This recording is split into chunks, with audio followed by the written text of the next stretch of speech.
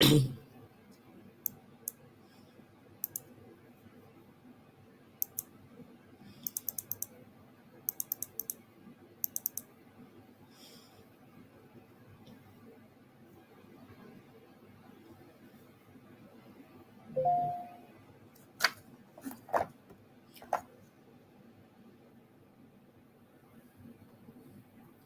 morning. Good morning.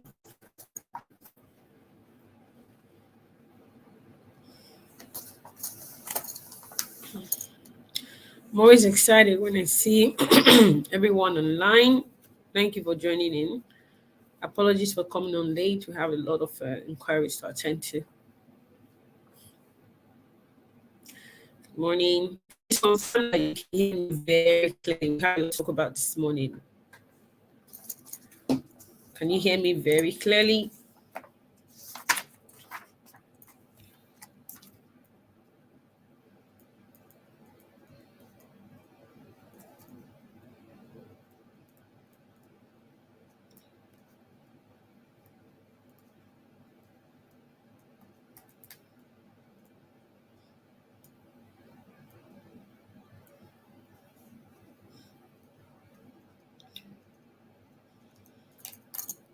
All right. Can you confirm that you can hear me? Hello, Dorcas. Thank you for your message. Thank you very much for confirming that you can hear me. Dorcas, if you can, please send a message to our WhatsApp number or the Instagram DM and someone will pick it up. All right. I'd like to welcome you all to this very short, live video, live webinar to discuss the new changes with regards to Canada. Now, before I do that, just like to thank you all for joining and also to let you know that our communication method has changed in terms of how you can reach our counselors. Nothing too complicated. It's just that we have a central WhatsApp number now, which ends in 415.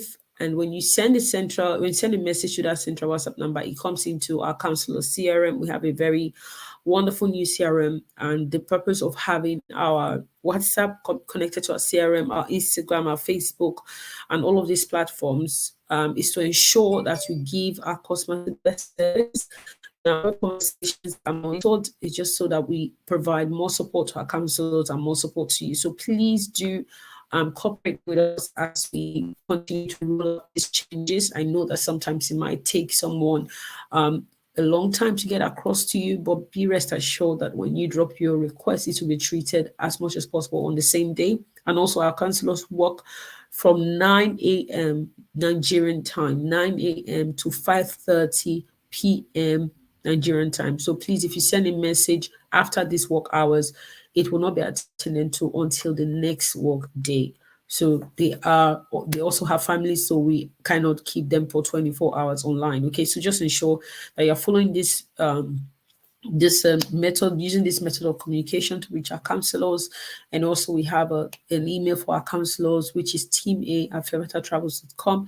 If you have any complaints about any of the service you're not satisfied, you can reach me directly on info@fevetatravels.com. Okay, we do not encourage private conversations on our WhatsApp with any of our counselors. So if anyone is asking you to private chat them away from the general WhatsApp number, please do not support that. Okay, we're trying to make sure we give you the best service. All right, so please do that, and then you send your documents.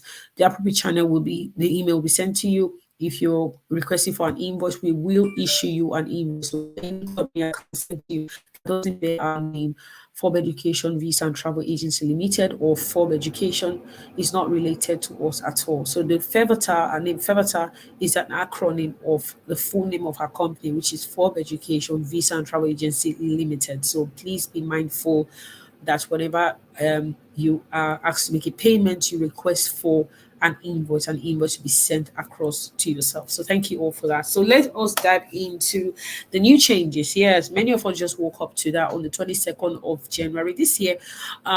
Canada made some changes to immigration, and some persons have been thrown into chaos, wondering what's the next step for me? Why did they make these new rules? Or what do these rules actually mean? It's written in black and white, but I'm scared. I don't understand. Does it apply apply to me. So I want to tackle that this morning to give you a clear understanding of what the government is saying. Now, to start with, the first change is that they are introducing a cap. Now, a 2-year cap is a temporary 2-year cap on the number of international students that will be allowed into Canada. Now, why are they making these changes? Why are they introducing this cap? Number one, housing issue. So, as like the UK and any other country where you have a high amount of people migrating into the country, you have housing problem and people will be stranded. So it is difficult to get housing when you say, oh, I provide a house for 10,000 people and then you have 50,000 persons, then there's going to be an issue. And then there's a pressure on the Canadian healthcare system as well. So because of that, they looked at it. Where is this problem coming from? We love international students, but at the same time, we're having too many into the country at a go. So we cannot cater with the number of houses we have. We cannot cater. It's becoming too much for our health professionals to handle. This a lot of pressure. This is number two. So number one, housing. Number two, healthcare. Number three, integrity of education. Now, in many of the colleges have hiked up their prices. So, seeing that a lot of international students want to go to Canada to study, they hiked up the price of the tuition fee. So, normally, a couple of years ago, when you're talking about studying in Canada, a postgraduate certificate course, a postgraduate diploma, it wouldn't cost you an arm and a leg. But right now, it's almost becoming equivalent to a UK master's degree. As opposed to before, it was very, very cheap. Why is this happening? Is because the colleges have become very greedy and they're increasing the price, now putting more pressure on international students. So now we see a lot of people going for a postgraduate diploma because they cannot afford to study a master's. It's also skyrocketed as well. So this minister has looked through all of these issues, and as a result, they've come to a conclusion that let's put a cap on the number of international students coming into the country while dealing with the colleges to ensure that they maintain integrity and provide the amount of support for international students that they require. So they want international students to be able to receive the support that they need. That is the fourth point. They want you to be able to receive the adequate support that you require while you study, and to ensure that when you finish studying, at least you progress onto a good job. If education becomes a business, what happens then? There will be no quality in the teaching style, no quality, no investment in research. There'll be no investment in quality and trained staff to actually deliver the lectures. There'll be no investment in providing, or even zero care in providing internships for people who want to get a bit of experience while they're studying. So these are the four reasons why this new cap has been introduced. Number one, I said housing. Number two, healthcare. Number three, the integrity of the institution. And number four, support for international students. I do hope you are following and you understand. If you are following, I want you to respond to say, I understand, or I follow, or I copy, or I'm with you. I'm waiting for you to drop a comment before I continue. If I don't see that comment, I'm not going to continue. Just make sure that you're with me. I'm waiting for the comment. Say, I follow, I understand, or I copy. So who's going to type first? I'm waiting.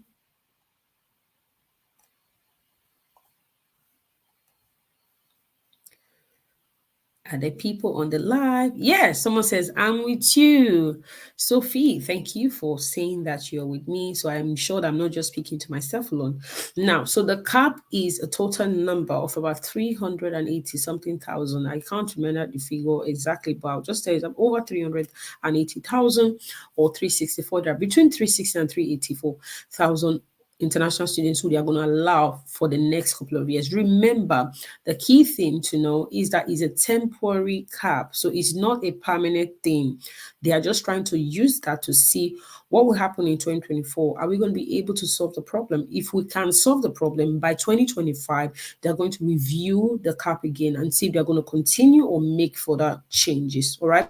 So that's the cap. So a cap is the total number they've put on to say these are the people who are going to allow into the country. Number two, effective immediately. All international students have to provide attestation letter now from the province. Now, this does not apply to every single person.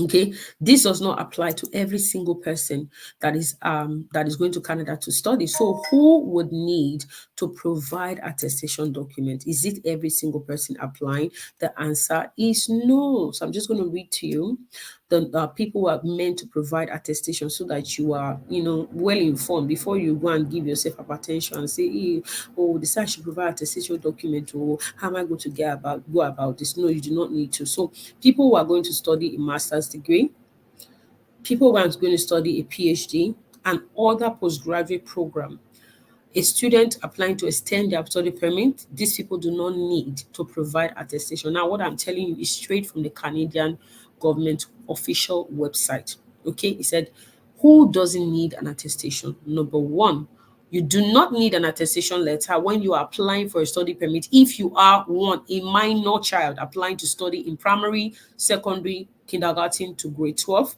Number two, you do not need an attestation letter if you are studying to applying to study a master's, a PhD, or other postgraduate program. So when you talk about postgraduate programs, a program higher than undergraduate program. So that means that postgraduate certificate falls under this category. Postgraduate diploma falls under this category. So if you are going to study postgraduate certificate program, postgraduate diploma, a master's program, or a PhD, you do not need to provide an attestation letter from the province. Number four, students applying to extend their study permit that are currently in Canada do not need to provide an attestation letter. This is straight from the Canadian government website, not an assumption. So, number four, with this cap, who will this cap affect? Now, when you say, okay, we're going to cap the number of international students coming to the country, who does this cap affect and who is Canada looking for? Now, the cap will not affect master students. The cap will not affect PhD or doctorate students. The cap will not affect those going for elementary school and those going for secondary school and other graduate certificate programs. So graduate certificate, postgraduate. So the same thing. So from certificate, graduate program, PGD, masters, PhD, and elementary and secondary schools, this cap will not affect because these people are the ones that Canada is looking for. Straight off the word of the minister, he said these are the people we are looking for. So the cap will not affect you. So the cap will only affect bachelors. So it seems like bachelor students are the one taking most of the heat in this system. I do not know why, but again, so let's continue. Now, the next thing you need to know, the 4th point is from September this year, 2024, postgraduate work permits as post-study for Canada will no longer be available to public-private institutions. Now, this is not for everybody. Take note of the word public-private institution. Now, what are public-private institutions? Public-private institutions. So, public to private institution or private public institution. These are institutions that, so let's just say private colleges, for the purpose of license, they have a licensing agreement in place. And what this means is that a private college will take a course and say, we want to do this course on behalf of this university, and then public university. And then because of that, when they are issuing the certificate to you to carry the university's name, those sort of licensing arrangements, people who go to those colleges will not be given post-study work visa. Again, I would need to get that for you and read it just straight up from the Canadian government website so that you understand. So it says starting from 1st of September 2024, international students will begin a study program that is part of a curriculum licensing agreement. So when you choose a program that is part of a curriculum licensing agreement, will no longer be eligible for postgraduate work permit upon graduation. Now, under curriculum licensing agreement, students physically attend a private college that has been licensed to deliver a curriculum of an associated public college. So this thing now is for private college. So like I said, they take a curriculum from a public college and then say, we're going to do it at a private college. Then after the students graduate, students will get the certificate from the public college. He said these programs have seen significant growth in attracting international students. So you see, they are trying to curb where the influx is coming from. Right, it's seen a lot of international students coming into the country through that program, and they have less oversight than public colleges. They act as loophole with regards to postgraduate work permit eligibility. So they are stopping that. So before you choose a course, you have to verify and make sure, is my course under a licensing agreement? Is my course with a public or a private college? Okay, so if you say, remember, it's a program, so it does not mean that they're saying private college cannot bring students to the country anymore. That's not what they're saying. What they are saying is that the study program you chose is part of a licensing agreement, a curriculum licensing agreement. So if that is the case, then in that circumstance, you will not be able to get postgraduate work permit. So what does this mean? People who are going to do masters will get. People who's going to do their bachelor's program will get. People who's going to do their PhD doctorate program will also get. People who are going to do their PG certificates, as long as it's not under a curriculum licensing agreement, then you'll be able to, get your PGWP. Does that make any sense? If it does, I want you to type it makes sense so that I know that you're still with me. I'm waiting for you to confirm to me that it makes sense. So just type it makes sense now. I'm waiting for your comment.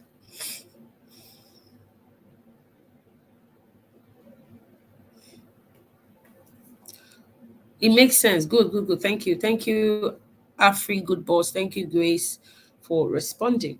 All right, now the next change that I've mentioned that I want to mention now is about the open work permit. Now, this says open work permits will only be available for spouse of master's and doctoral programs. So, what does this mean?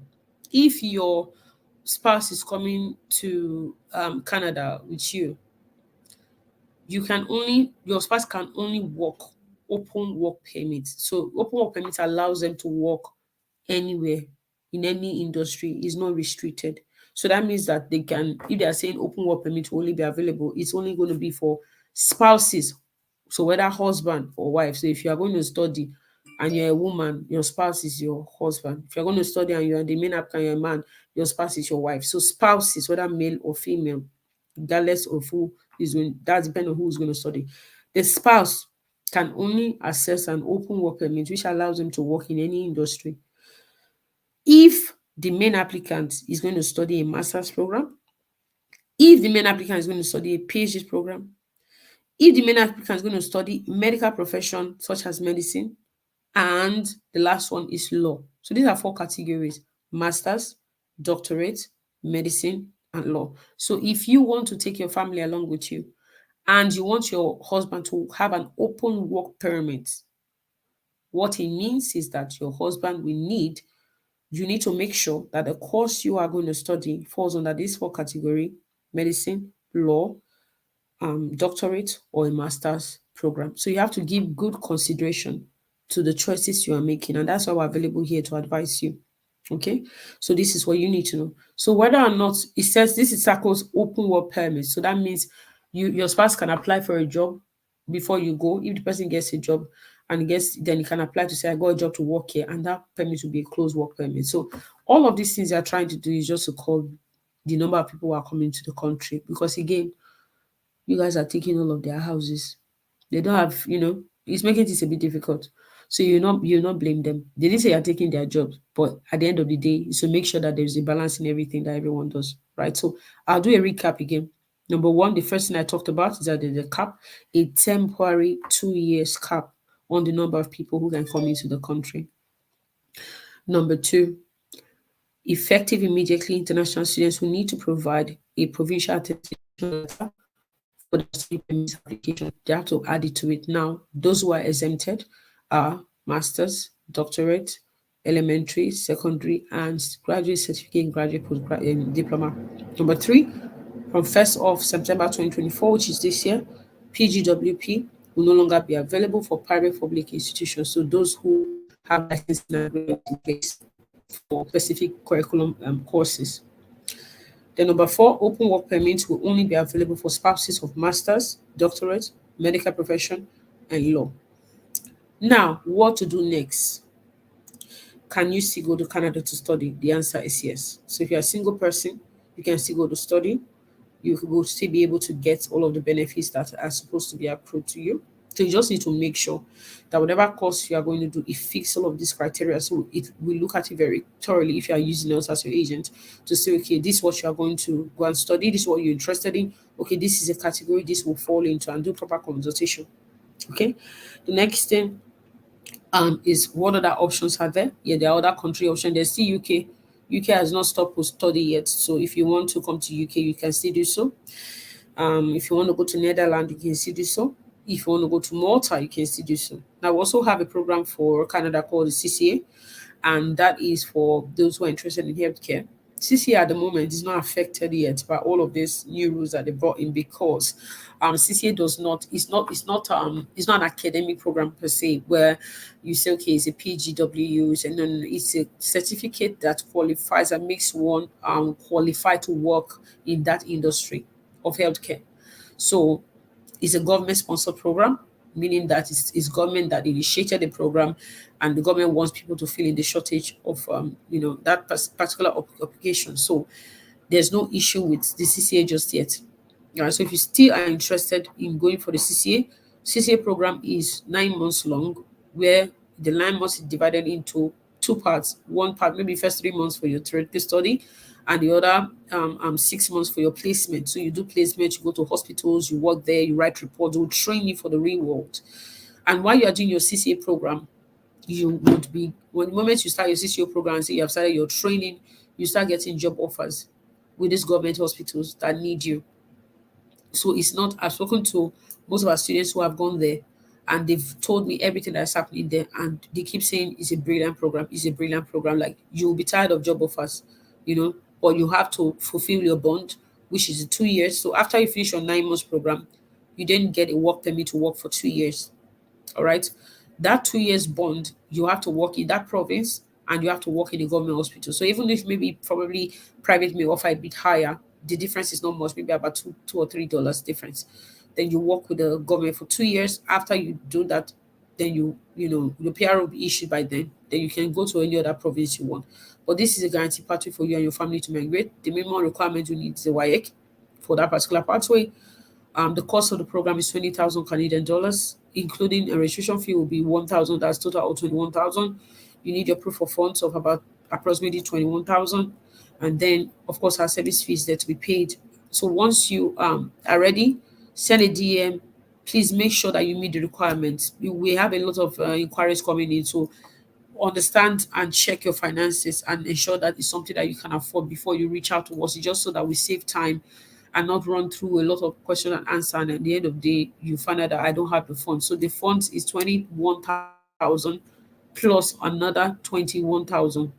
That's what you need to have prepared ready, at least aside from visa, which is not visa is not expensive. You understand? Our service fee is affordable as well. And then your flights and accommodation and stuff like that. But you need to have the bulk of money. You need to have 6 months bank statement. So if you have a lot of funds and you feel like, okay, I need to talk to you, or I have a sponsor, what about a sponsor? Regardless of who is sponsoring you, the person needs to send the money to your account. Okay, so these are just so look through these criteria very well. If you feel like it's something that you can afford and it will work for you, then please by all means reach out to us. So there's still UK, there is still Netherlands, there is still Malta. There are still places to relocate to achieve your study dream. So send us a DM today and we'll be glad to attend to you. So I don't know if anybody has any questions. If you do not have any question, I'd like to say goodbye to you today. The video will still be on our platform at the end of this conversation so that you can go there and rewatch carefully so I don't start repeating what I've said before. All right. Someone says, please, how can I get requirements? Can I call my family? Send a DM so that we know what you're talking about. All right. So send a DM now. We'll pick it up and we'll let you know. For CCA, definitely, you can travel with your family. If you're asking about CCA, you can travel with your family to Canada. All our people who have traveled, they've also moved with their family. So please, you can definitely move with your family. So let us know what you thought about this session. You can drop a comment on the video. If this helped you at all, encourage us. Let us know that, oh, this explanation really helped me understand the new regulation, what Canada is all about. So I'd like to thank you all so much for joining on very short notice. Thank you for your love and your support for the company. We love you so very much, and I will see you very, very soon. All right. Have a great day and bye for now.